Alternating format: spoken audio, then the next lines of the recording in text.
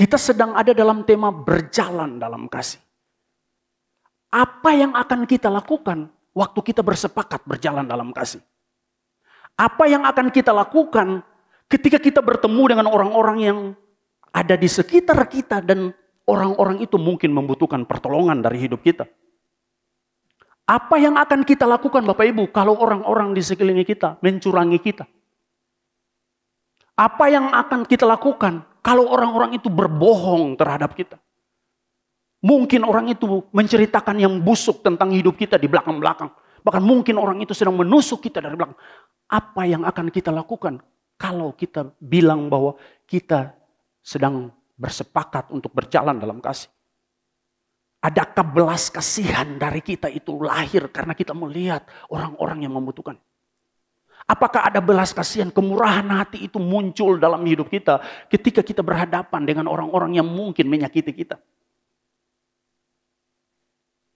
Apa yang kita bisa lakukan Bapak Ibu? Apakah kita akan membiarkan orang itu seperti imam meninggalkan orang-orang yang ada di pinggir jalan waktu dilihat orang itu tergeletak? Kita adalah orang yang telah dipilih Allah. Bapak, Ibu, dan saya, kita adalah imamat yang rajani. Orang yang berjalan dalam kasih akan lahir satu kemurahan hati di dalam hidup.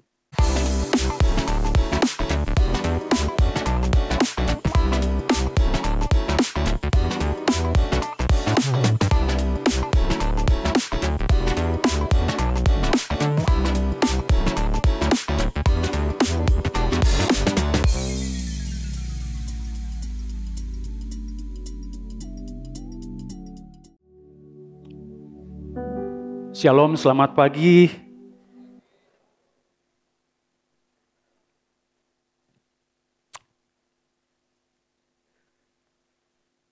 Bapak Ibu, kita masih tetap berjalan dalam satu tema yang Tuhan taruh itu di gereja lokal sini, yaitu berjalan dalam kasih. Kadang-kadang kalau Bapak Ibu dan saya kita mengatakan satu tempat misalnya. Misalnya saya mengatakan tempat ini. Kalkuta di India.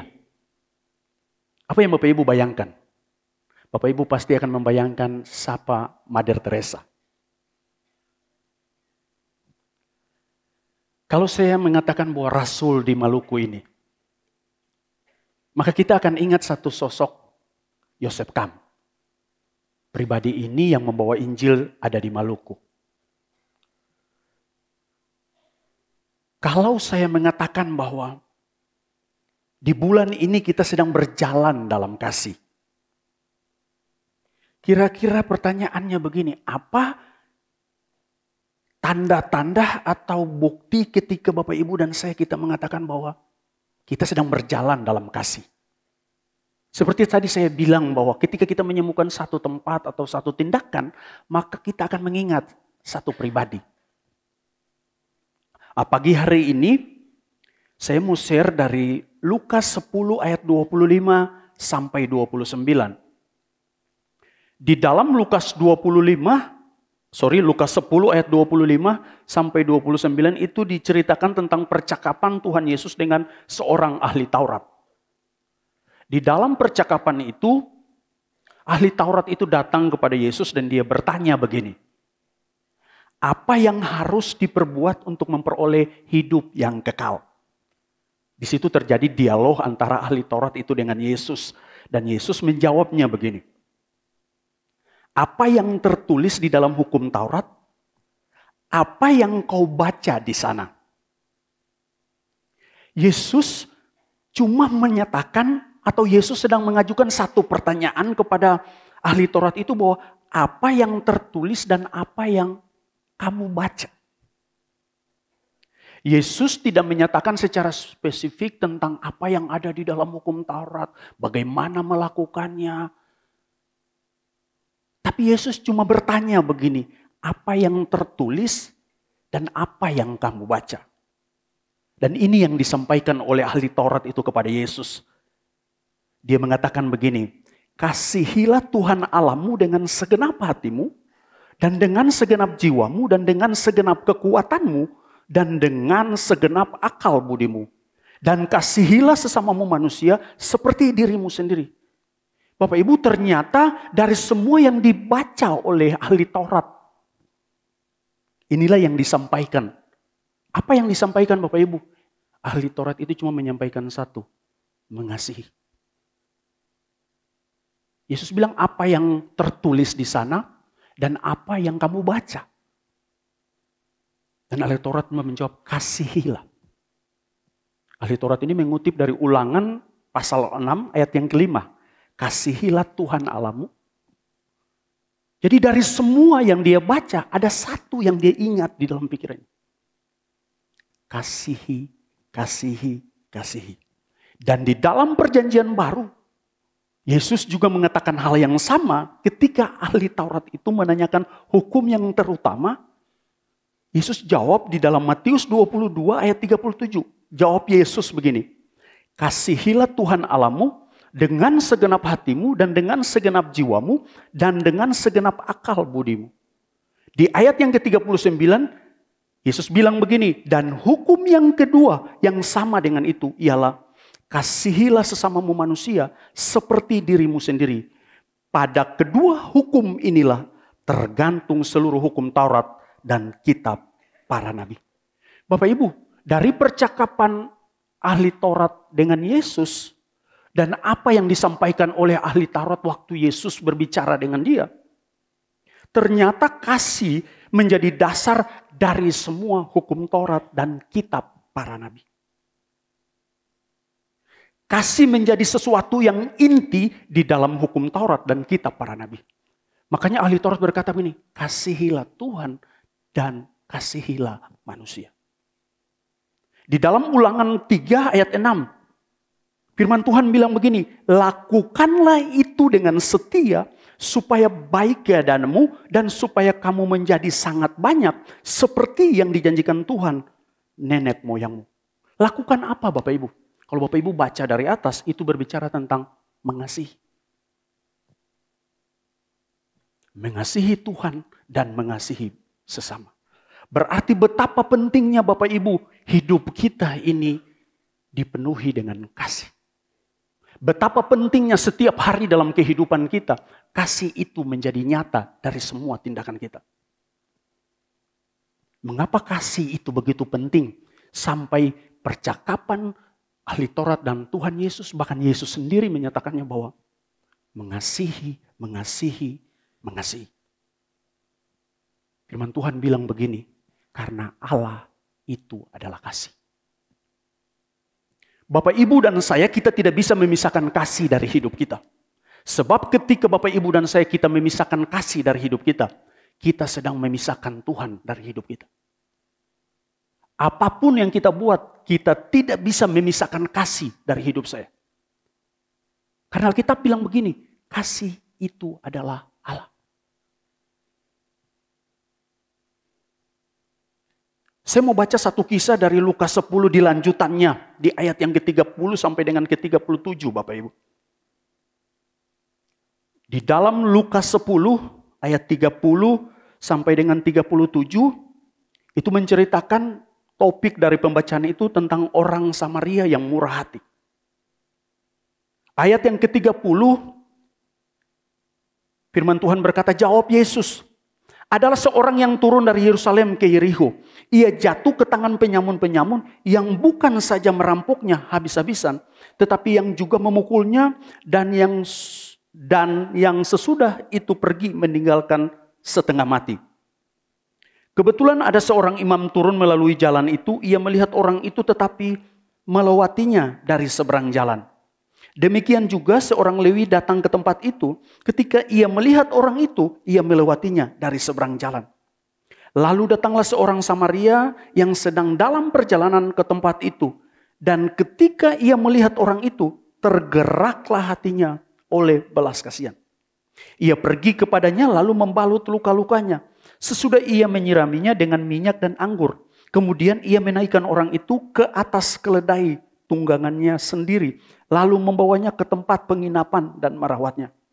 Keesokan harinya ia menyerahkan 2 dinar kepada pemilik penginapan itu, katanya, rawatlah dia, dan jika kau belanjakan lebih dari ini, aku akan menggantikannya waktu aku kembali. Siapakah di antara ketiga orang ini menurut pendapatmu adalah sesama manusia dari orang yang jatuh ke tangan penyamun itu? Jawab orang itu, orang yang telah menunjukkan belas kasihan kepadanya. Kata Yesus kepadanya, pergilah dan perbuatlah demikian. Hal yang pertama yang kita bisa belajar dari kisah ini adalah begini Bapak Ibu. Orang yang berjalan dalam kasih adalah orang yang bermurah hati. Dan orang yang bermurah hati itu pasti bertindak. Orang yang bermurah hati pasti bertindak. Di ayat yang ke-30 dan 31 dari bacaan tadi diceritakan tentang ada seorang yang dalam perjalanan dari Yerusalem ke Yerikho.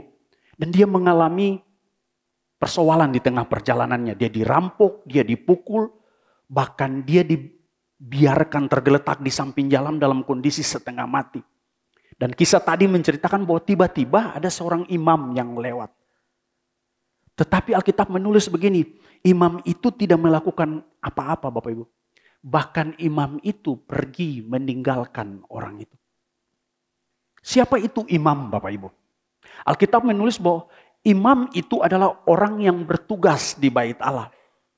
Mereka setiap hari menyelenggarakan ibadah di dalam rumah Tuhan. Tugas dari imam itu ini begini Bapak Ibu. Imam akan mempersembahkan korban bakaran dari umat kepada Tuhan. Imam itu punya tugas melakukan ritual ibadah di ruang kudus bait suci setiap hari. Dia mengadakan pendamaian bagi orang yang berdosa. Dan dia menyampaikan doa berkat kepada umat Tuhan. Itu tugas imam. Kalau kita melihat tugas dari seorang imam setiap hari, hubungannya dengan Tuhan, dia melayani Tuhan, dia memberkati umat Tuhan. Berarti seorang imam ini sangat punya hubungan dekat dengan Tuhan. Dia bisa mendengar Tuhan, apa yang dia dengar, dia akan menyampaikannya kepada umat Tuhan. Di dalam 1 Petrus 2 ayat 9 ditulis begini. Tetapi kamulah bangsa yang terpilih, imamat yang rajani, bangsa yang kudus, umat kepunyaan Allah sendiri. Supaya kamu memberitakan perbuatan-perbuatan yang besar dari Dia. Yang telah memanggil kamu keluar dari kegelapan kepada terangnya yang ajaib. Artinya begini Bapak Ibu. Saya dan Bapak Ibu adalah imamat yang rajani. Kita adalah milik Allah, kepunyaan Tuhan. Bangsa yang kudus. Pertanyaannya begini buat kita Bapak Ibu. Kira-kira apa yang akan kita lakukan ketika kita bersepakat untuk berjalan dalam kasih? 1 Petrus bilang bahwa kita adalah imamat yang rajani, umat kepunyaan Tuhan. Kita sedang ada dalam tema berjalan dalam kasih. Apa yang akan kita lakukan waktu kita bersepakat berjalan dalam kasih? Apa yang akan kita lakukan ketika kita bertemu dengan orang-orang yang ada di sekitar kita dan orang-orang itu mungkin membutuhkan pertolongan dari hidup kita? Apa yang akan kita lakukan Bapak Ibu kalau orang-orang di sekeliling kita mencurangi kita? Apa yang akan kita lakukan kalau orang-orang itu berbohong terhadap kita? Mungkin orang itu menceritakan yang busuk tentang hidup kita di belakang-belakang. Bahkan mungkin orang itu sedang menusuk kita dari belakang. Apa yang akan kita lakukan kalau kita bilang bahwa kita sedang bersepakat untuk berjalan dalam kasih? Adakah belas kasihan dari kita itu lahir karena kita melihat orang-orang yang membutuhkan? Apakah ada belas kasihan, kemurahan hati itu muncul dalam hidup kita ketika kita berhadapan dengan orang-orang yang mungkin menyakiti kita? Apa yang kita bisa lakukan Bapak Ibu? Apakah kita akan membiarkan orang itu seperti imam meninggalkan orang-orang yang ada di pinggir jalan waktu itu, waktu dilihat orang itu tergeletak? Kita adalah orang yang telah dipilih Allah. Bapak, Ibu, dan saya, kita adalah imamat yang rajani. Orang yang berjalan dalam kasih akan lahir satu kemurahan hati di dalam hidup. Orang itu tidak akan membiarkan orang-orang tergeletak di pinggir jalan. Di ayat yang ke-32 dikatakan begini, demikian juga seorang Lewi datang ke tempat itu. Ketika ia melihat orang itu, ia melewatinya dari seberang jalan. Siapakah orang Lewi, Bapak Ibu? Alkitab menulis di dalam Bilangan 3 ayat 5 sampai dengan 10 dikatakan bahwa orang Lewi adalah orang yang dipilih Allah untuk melayani di rumah Tuhan. Bapak Ibu, kita semua yang bertobat, kita yang dipilih Tuhan, kita yang lahir baru, kita adalah orang-orang yang melayani Tuhan dalam seluruh kehidupan kita. Pertanyaannya buat kita kembali, apakah kita juga akan pergi meninggalkan orang yang hampir mati di pinggir jalan? Ataukah kita akan melakukan sesuatu buat mereka? Kalau Bapak, Ibu, dan saya kita menyadari bahwa kita dipilih Tuhan untuk melayani Dia, maka Bapak, Ibu, dan saya pasti melakukan satu tindakan waktu kita bilang kita sedang berjalan dalam kasih. Kalau Bapak, Ibu, dan saya menyadari bahwa saya adalah imamat yang rajani, kita tidak akan membiarkan orang-orang tergeletak. Kita tidak akan membiarkan tetangga kita tergeletak. Kita tidak akan membiarkan saudara-saudara kita tergeletak. Tapi akan ada satu tindakan nyata dari hidup kita untuk orang-orang tersebut. Sekalipun orang-orang itu menyakiti kita. Hal yang kedua adalah orang yang bermurah hati didorong oleh belas kasihan, bukan pencitraan. Orang yang bermurah hati didorong oleh belas kasihan, bukan pencitraan. Di ayat yang ke-33 dibilang begini, lalu datanglah seorang Samaria yang sedang dalam perjalanan ke tempat itu. Dan ketika melihat orang itu, tergeraklah hatinya oleh belas kasihan. Bapak, Ibu, di musim ini ada banyak orang melakukan satu tindakan kasih. Tapi pertanyaannya begini, Bu, apakah benar waktu dia melakukan tindakan kasih itu didorong oleh belas kasihan atau ada satu tujuan di balik itu? Ada banyak orang di luar sana melakukan tindakan kasih, tapi tujuannya adalah supaya dia dipuji. Dia dikenal, punya penggemar banyak, ada pengikutnya banyak. Alkitab menulis begini, orang Samaria itu melakukan satu tindakan karena didorong oleh belas kasihan. Siapa orang Samaria, Bapak Ibu? Alkitab menulis begini bahwa orang Samaria itu orang yang tidak disukai oleh orang Yahudi. Orang Yahudi tidak mau bergaul dengan orang Samaria. Mereka ditolak, bahkan mereka dianggap sebagai orang kafir, Bapak Ibu. Bapak Ibu, kadang-kadang ada orang yang sederhana. Ada orang yang mungkin kita tidak anggap. Orang itu mungkin punya status sosialnya rendah. Tapi mari saya bilang, ada orang-orang seperti demikian melakukan banyak tindakan yang didorong oleh belas kasihan.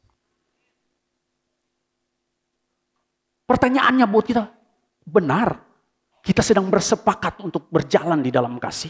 Benar saya mengenal Tuhan, benar saya imamat yang rajani. Saya melakukan sesuatu benar karena itu didorong oleh belas kasihan, ataukah saya punya tujuan tertentu? Saya ingin melakukan sesuatu kepada si ini supaya dia bisa membalas saya. Saya ingin menolong orang ini supaya dia bisa meluruskan proyek saya.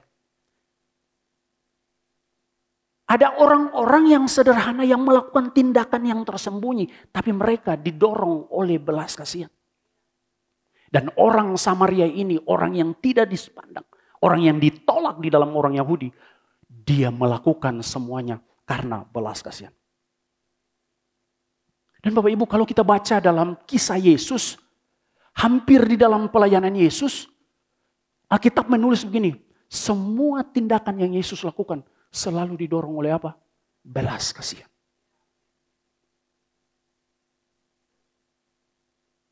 Pertanyaannya buat kita, apakah ada belas kasihan itu ada dalam hidup kita? Apakah kita tergerak untuk menolong orang lain? Karena ada belas kasihan yang lahir dari hidup kita. Apa itu belas kasihan Bapak Ibu? Belas kasihan adalah ini. Perasaan Allah yang ditaruh di dalam kita. Supaya kita bisa merasakan apa yang Tuhan rasakan. Jadi waktu Bapak Ibu tergerak untuk melakukan sesuatu karena belas kasihan. Sesungguhnya ini Bapak Ibu, itu perasaan Tuhan yang Tuhan taruh dalam kita. Sehingga kita bisa merasakan apa yang Tuhan rasakan.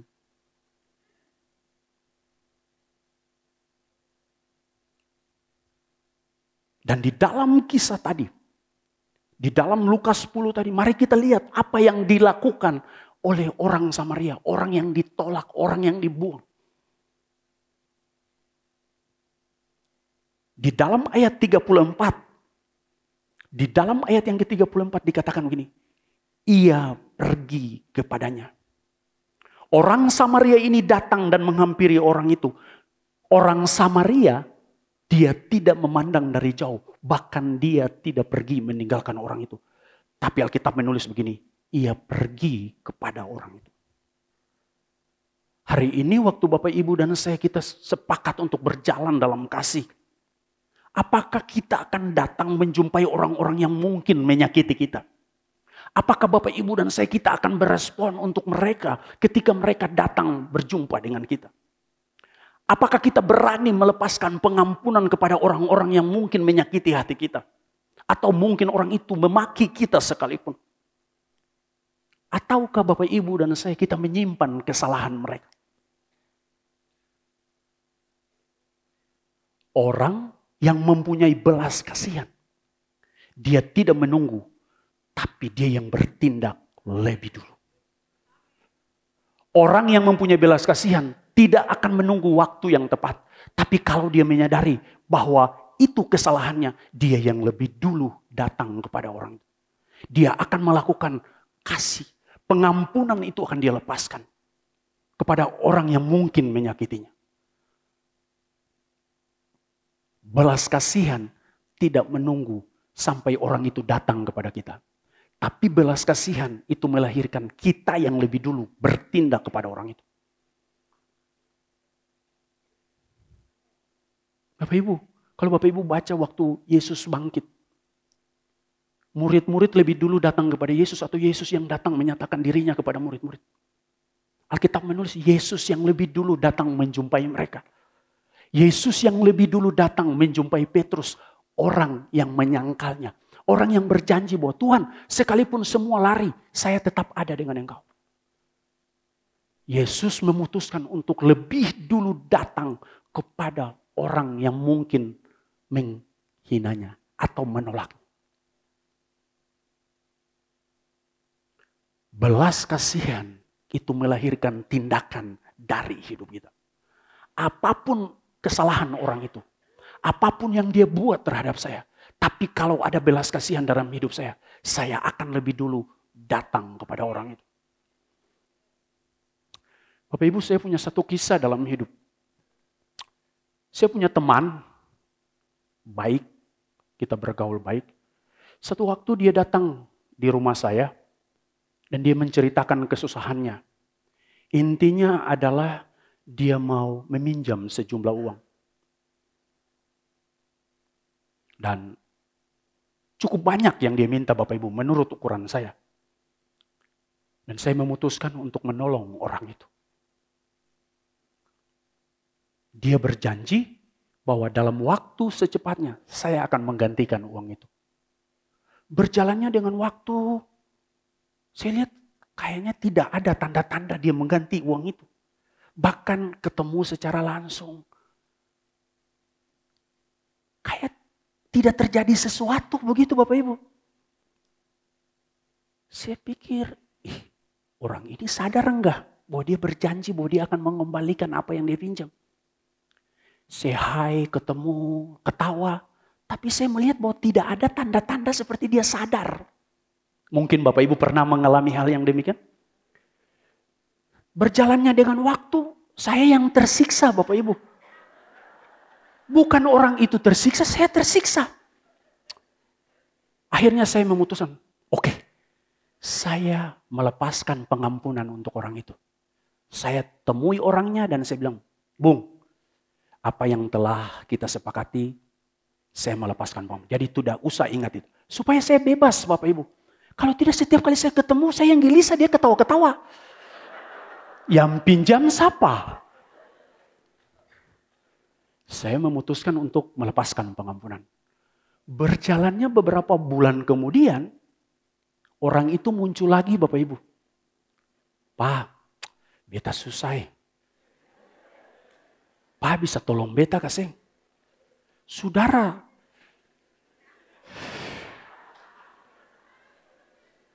orang yang sama Bapak Ibu. Singkat ceritanya, saya menolong lagi Bapak Ibu. Saya menolong lagi. Karena dia punya kebutuhan yang memang saya harus tolong. Berjalannya dengan waktu saya ketemu kayak semula Bapak Ibu. Dan saya memutuskan kembali untuk melepaskan pengampunan yang kedua kali. Saya tidak tahu apakah nanti yang ketiga Bapak Ibu, saya tidak tahu. Kiranya bukan yang ketiga. Benar Bapak Ibu, tapi begini Bapak Ibu, kalau itu belas kasihan karena Kristus, karena kasih ada di dalam kita. Kalau itu ada dalam kita, saya akan melepaskan. Bapak Ibu sangka itu gampang, sakit Bapak Ibu. Tapi apa yang dikatakan oleh Yesus tadi? Yesus yang lebih dulu datang kepada murid-muridnya.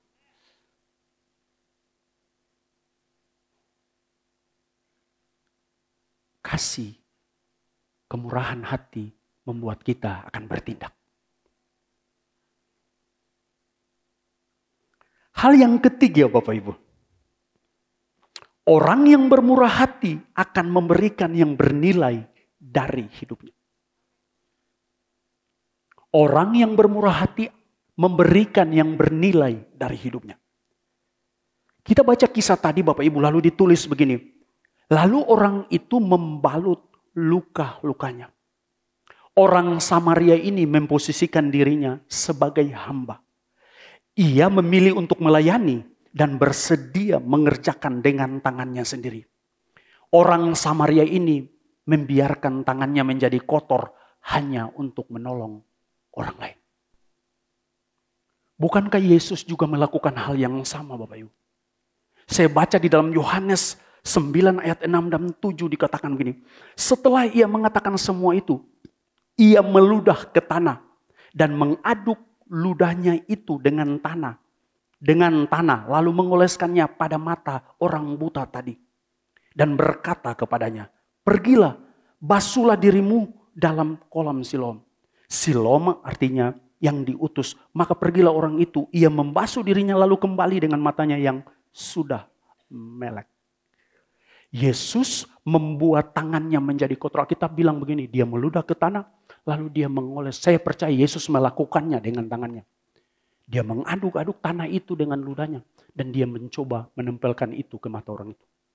Yesus mengizinkan tangannya menjadi kotor, asalkan orang lain bisa sembuh.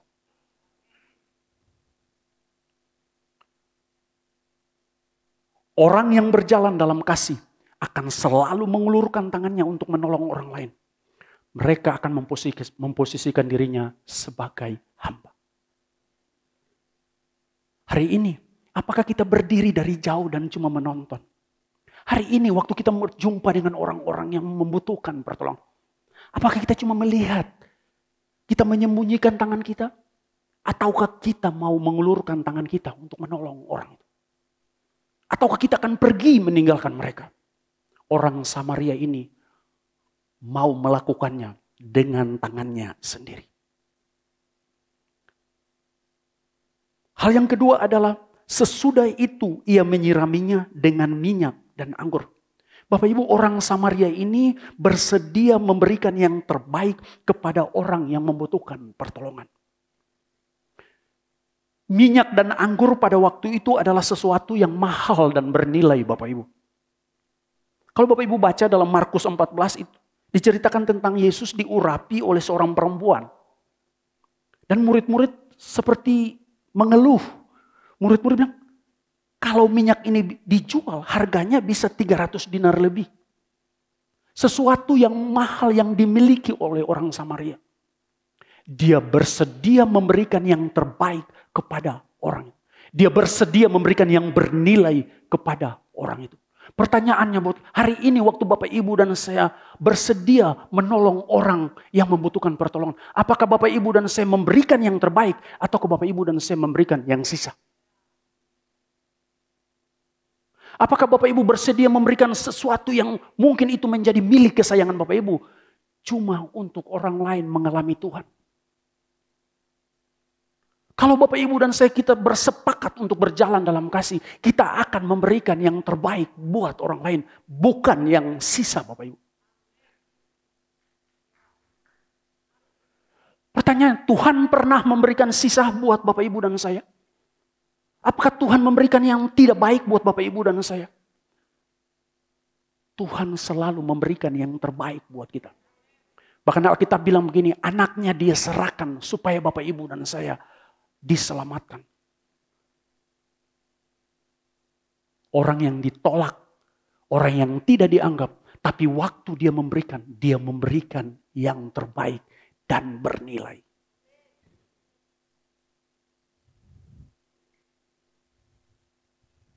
Orang yang berjalan dalam kasih, orang itu pasti memberikan yang bernilai.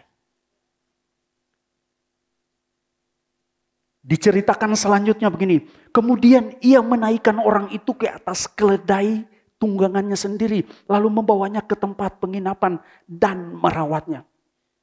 Bapak Ibu, orang Samaria ini bersedia merasa tidak nyaman, merasa mengambil satu tindakan untuk dia menderita, asalkan orang lain bisa ditolong. Orang Samaria ini mau mempergunakan fasilitas yang dia miliki untuk menolong orang lain. Alkitab tidak menulis berapa jarak dari tempat kejadian kepada tempat penginapan.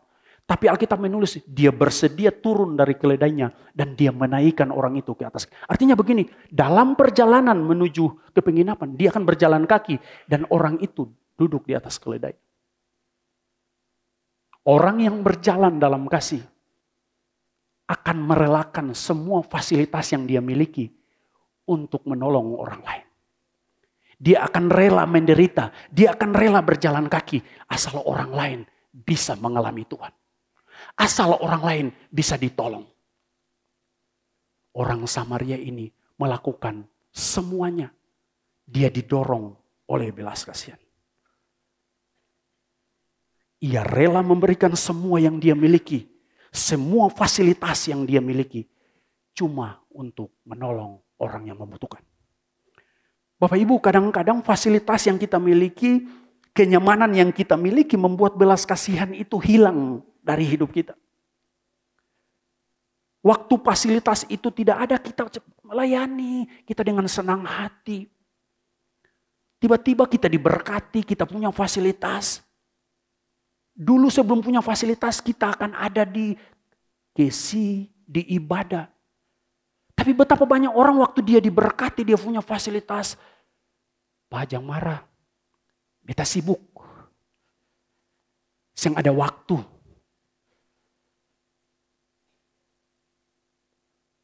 Lain kali juga Pak. Beda Bapak Ibu. Hidupnya menjadi berubah ketika dia punya fasilitas yang dia terima. Dulu sebelum punya fasilitas, rohani banget. Setelah dia punya semuanya. Pertanyaannya buat kita hari ini. Semua yang kita terima dari Tuhan. Semua fasilitas, kelengkapan, apa saja yang kita. Apakah kita berani memakainya untuk menolong orang-orang di sekeliling kita?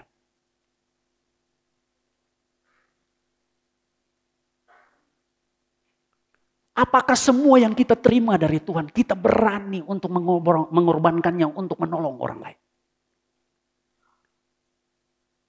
Orang Samaria rela memberikan semua fasilitasnya, tunggangannya, keledainya untuk menolong orang lain. Sadarkah Bapak Ibu bahwa semua yang kita miliki hari ini itu cuma pemberian Tuhan? jabatan, posisi, fasilitas yang kita punya. Semua kelengkapan yang ada pada kita. Sadarkah bahwa itu semua Tuhan yang kasih dalam hidup kita? Kalau kita menyadari bahwa itu milik Tuhan yang Tuhan percayakan dalam hidup kita, maka semua itu kita akan pakai untuk mengasihi orang lain. Kalau belas kasihan itu ada dalam kita, kemurahan hati itu ada dalam kita, maka kita akan mempergunakan semuanya. Asalkan orang itu ditolong, asalkan orang itu mengalami Tuhan, asalkan orang itu mengalami kesembuhan. Saya mau baca dalam Filipi 2 ayat 1 sampai dengan ayatnya yang ke-8 dibilang begini. Jadi karena dalam Kristus ada nasihat, ada penghiburan kasih, ada persekutuan roh, ada kasih mesra dan belas kasihan. Karena itu sempurnakanlah sukacitaku dengan ini. Hendaklah kamu sehati sepikir dalam satu kasih, satu jiwa, satu tujuan. Dengan tidak mencari kepentingan sendiri atau puji-pujian yang sia-sia. Sebaliknya hendaklah dengan rendah hati yang seorang menganggap yang lain lebih utama daripada dirinya sendiri. Dan janganlah tiap-tiap orang hanya memperhatikan kepentingannya sendiri, tetapi kepentingan orang lain juga. Hendaklah kamu dalam hidupmu bersama menaruh pikiran dan perasaan yang terdapat juga dalam Kristus Yesus. Yang walaupun dalam rupa Allah, tidak menganggap kesetaraan dengan Allah itu sebagai milik yang harus dipertahankan. Melainkan telah mengosongkan dirinya sendiri dan mengambil rupa seorang hamba dan menjadi sama dengan manusia. Dan dalam keadaan sebagai manusia, ia telah merendahkan dirinya dan taat sampai mati. Bahkan sampai mati di kayu salib. Bapak Ibu, Filipi 2 ini sedang mengatakan kalau Yesus saja yang anak Allah. Dia mau mengosongkan dirinya. Dan dia mengambil rupa seorang hamba. Bahkan dia mau mati sampai di kayu salib. Pertanyaannya bagaimana dengan hidup kita? Bagaimana dengan kita? Apakah kita rela untuk menolong orang? Apakah kita berani menunjukkan kasih itu kepada orang lain? Di ayat yang ke-35 dibilang begini, keesokan harinya ia menyerahkan 2 dinar kepada pemilik penginapan itu. Katanya, bawalah dia dan jika kau belanjakan lebih dari itu, aku akan menggantinya waktu aku kembali. Bapak Ibu, orang Samaria ini bukan saja menolongnya, tetapi orang Samaria ini memastikan bahwa orang yang dia tolong, persoalannya selesai, Bapak Ibu. Kadang-kadang waktu kita menolong seseorang, saya tolong. Tapi setelah itu, tidak ada lagi tindak lanjutnya. Oke, saya sudah tolong kamu. Dah, selamat, silakan jalan. Orang Samaria ini memastikan bahwa kalau ada pun persoalan dari orang ini, aku tetap bertanggung jawab untuk engkau. Sekalipun dia pergi, dia menitipkan uang. Dan bahkan dia bilang, kalau lebih, saya akan kembali. Saya akan gantikan itu. Bukankah itu yang dilakukan Yesus? Waktu Yesus meninggalkan murid-muridnya, Yesus tidak membiarkan mereka sendiri. Yesus berjanji begini. Yohanes 14 bilang begini, aku akan minta kepada Bapa. Dan ia akan memberikan kepadamu seorang penolong yang lain supaya ia menyertai kamu selama-lamanya. Yaitu roh kebenaran. Dunia tidak dapat menerima dia. Sebab dunia tidak melihat dia dan tidak mengenal dia. Tetapi kamu mengenal dia. Sebab ia menyertai kamu. Dan akan diam di dalam kamu. Aku tidak akan meninggalkan kamu sebagai yatim piatu. Aku datang kembali kepada. Ada jaminan kepastian dari Yesus. Waktu Yesus akan meninggalkan murid-muridnya. Orang Samaria ini bukan saja menolong. Tapi dia memastikan bahwa orang yang dia ditolong bebas dari masalah. Orang yang dia tolong sembuh dari sakitnya. Pertanyaannya buat Bapak Ibu dan saya. Hari ini. Apakah waktu Bapak Ibu dan saya kita bersedia menyatakan kasih kita?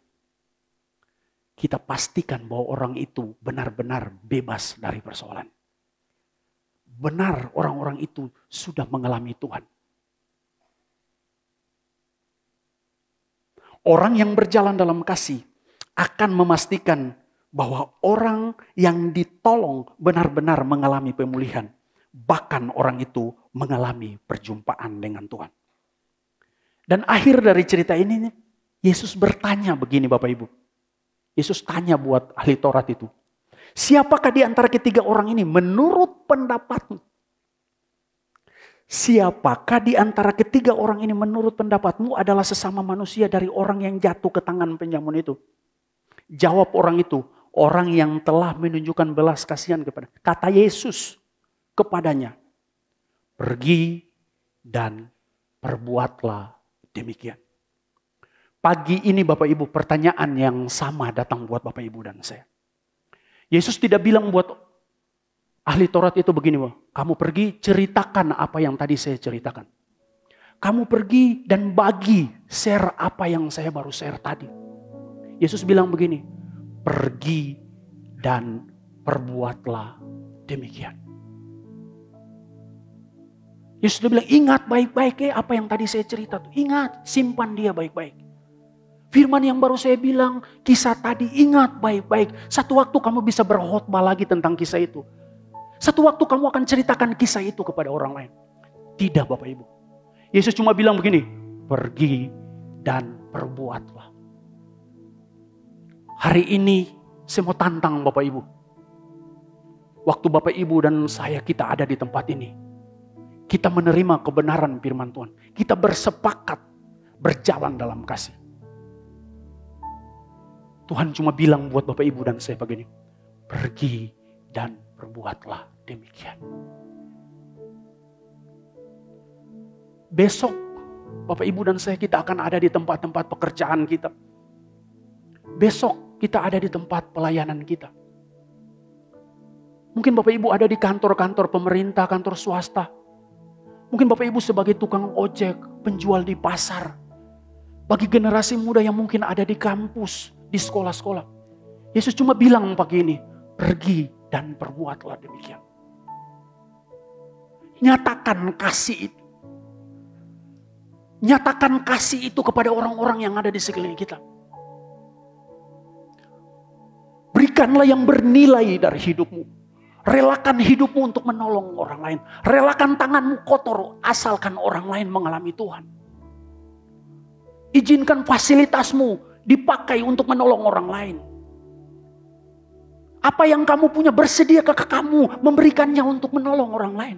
Yesus bilang pergi dan lakukan. Bapak Ibu mungkin kita tidak punya banyak fasilitas, kita nggak punya banyak uang. Tapi mari apa yang ada pada kita bisa melakukannya untuk orang di samping kita. Alkitab bilang begini, segelas air minum yang kita berikan kepada orang itu, kita telah melakukannya untuk Tuhan. Pergilah dan nyatakan kasih itu kepada orang-orang di sekeliling kita.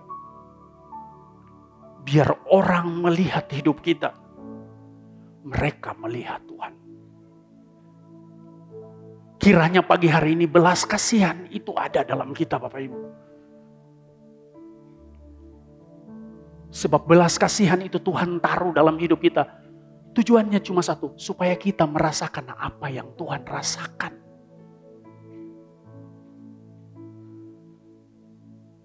Saya tutup dengan satu ayat ini Bapak Ibu. Dalam Yohanes 1 Yohanes 3 ayat 18.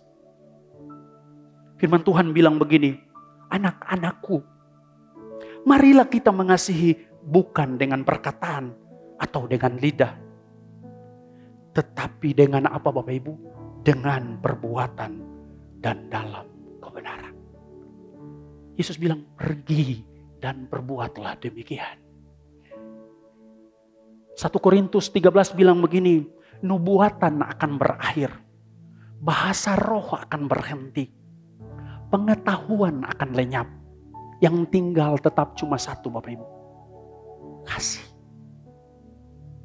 Semuanya berakhir Bapak Ibu. Pergi dan perbuatlah demikian. Mari tim musik.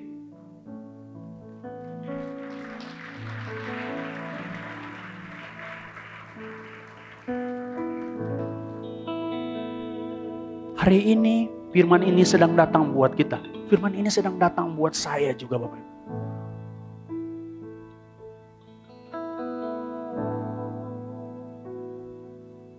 Kita bukan menonton. Kita bukan menjadi orang-orang yang cuma menonton dari jauh. Tapi kita menjadi orang-orang pelaku firman.